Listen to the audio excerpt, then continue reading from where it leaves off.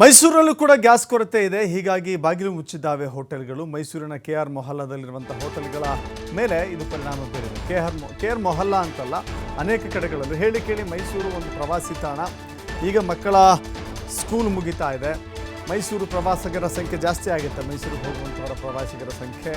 ಇಂಥ ಸಂದರ್ಭದಲ್ಲಿ ಪ್ರವಾಸಿಗರು ಅನಿವಾರ್ಯವಾಗಿ ಇಂಥ ಮೆಸ್ಗಳನ್ನು, ಹೋಟೆಲ್ಗಳನ್ನು ನಂಬಿಕೊಳ್ಳಬೇಕಾಗತ್ತೆ. ಹಾಗೆ ನೋಡಿದ್ರೆ ಇಲ್ಲಿ ಹೋಟೆಲ್ಗಳೇ ಬಾಗಿಲು ಮುಚ್ಚಿದ್ದಾವೆ ಅಂತ ಹೇಳಿದ್ರೆ ಪ್ರವಾಸಿಗರು ಎಲ್ಲಿ ಹೋಗಬೇಕು?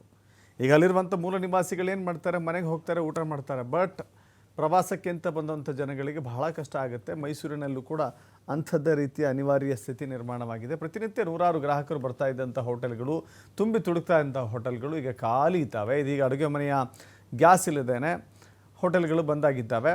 ಮೈಸೂರು ಪ್ರವಾಸೋದ್ಯಮಕ್ಕೆ ಬಹಳ ದೊಡ್ಡ ಪೆಟ್ಟನ್ನು ಕೊಡ್ತಾ ಇದೆ. ಗ್ಯಾಸ್ ಇಲ್ಲದೇ ಹೋಟೆಲ್ ಬಂದ್ ಮಾಡಿ ಕಂಗಾಲಾಗಿದ್ದಾರೆ ಮಾಲೀಕರು.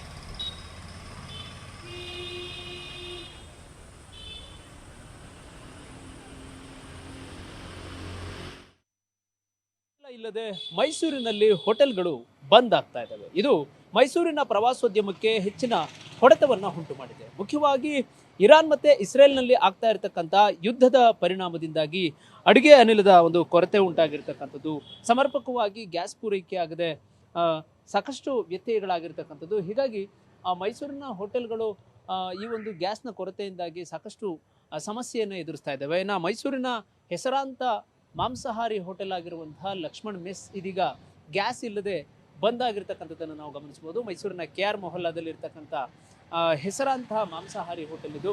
ಈ ಒಂದು ನಾನ್ ವೆಜ್ ಹೋಟೆಲ್ ಅಂದರೆ ಮೈಸೂರಿನಲ್ಲಿ ಇರ್ತಕ್ಕಂಥ ಹೆಸರಾಂತ ಕೆಲವು ನಾನ್ ವೆಜ್ ಹೋಟೆಲ್ಗಳನ್ನು ನಾವು ನೋಡೋದಾದರೆ ಹನುಮಂತು ಹೋಟೆಲ್ ಇರ್ಬೋದು, ಜೊತೆಗೆ ಲಕ್ಷ್ಮಣ್ ಮೆಸ್ ಇರ್ಬೋದು, ಶಿಲ್ಪಾ ಮೆಸ್ ಇರ್ಬೋದು, ಈ ಥರದ ಒಂದಷ್ಟು ಹೋಟೆಲ್ಗಳಿದ್ದಾವೆ. ಅಂತಹ ಹೋಟೆಲ್ಗಳು ಕೂಡ ಈಗ ಏನು ಅಡುಗೆ ಅನಿಲದ ಒಂದು ಸಮಸ್ಯೆ ಆಗಿರ್ತಕ್ಕಂಥ ಒಂದು ಹಿನ್ನೆಲೆಯಲ್ಲಿ ಹೋಟೆಲ್ಗಳನ್ನು ಮುಚ್ಚುವಂತಹ ಒಂದು ಪರಿಸ್ಥಿತಿ ಬಂದಿರತಕ್ಕಂಥದ್ದು ಈಗ ನಾವು ಗಮನಿಸ್ತಾ ಇದ್ದೇವೆ.